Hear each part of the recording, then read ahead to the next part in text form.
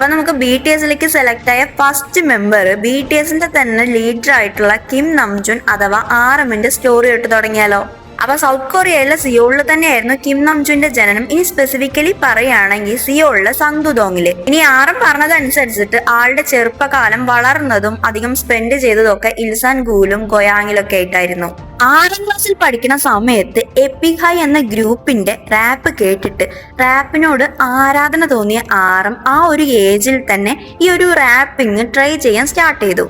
പിന്നീട് 2007 ഹൈസ്കൂളിൽ പഠിക്കുന്ന സമയത്തായിരുന്നു റഞ്ച്രാൻഡ എന്ന പേരിൽ ഒരു അണ്ടർഗ്രൗണ്ട് റാപ്പറായിട്ട് ആറും തന്റെ കരിയർ സ്റ്റാർട്ട് ചെയ്യുന്നത്.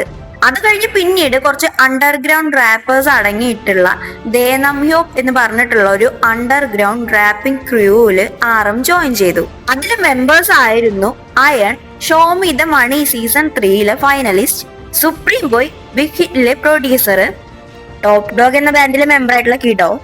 അപ്പൊ ഇവരൊക്കെ റാപ്പേഴ്സ് ആയിട്ട് അടങ്ങിയതായിരുന്നു ആ ഒരു അണ്ടർഗ്രൗണ്ട് റാപ്പിംഗ് ക്രൂ.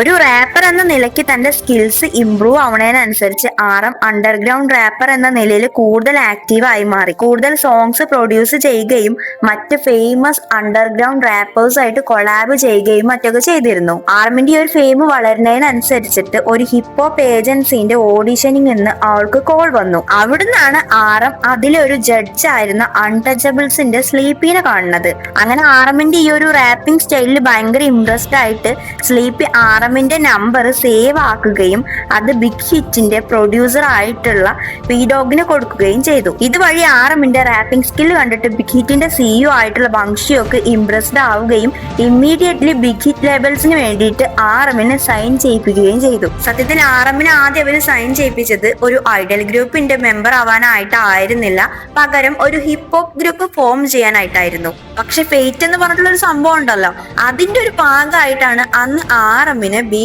ടി എസിന്റെ ലീഡറായിട്ട് തെരഞ്ഞെടുത്തത്. 2010 ഓഗസ്റ്റില് ആർഎം ട്രെയിനിങ്ങിനായിട്ട് ഈ ഒരു ബിഗ് ഹിറ്റ് ലേബൽസിന്റെ ഡോംസിലേക്ക് താമസം മാറുന്നത്. അപ്പൊ ആർഎമ്മിന് ബി ടി എസിലേക്ക് സെലക്ട് ചെയ്ത് സ്റ്റോർ ചെയ്താണ്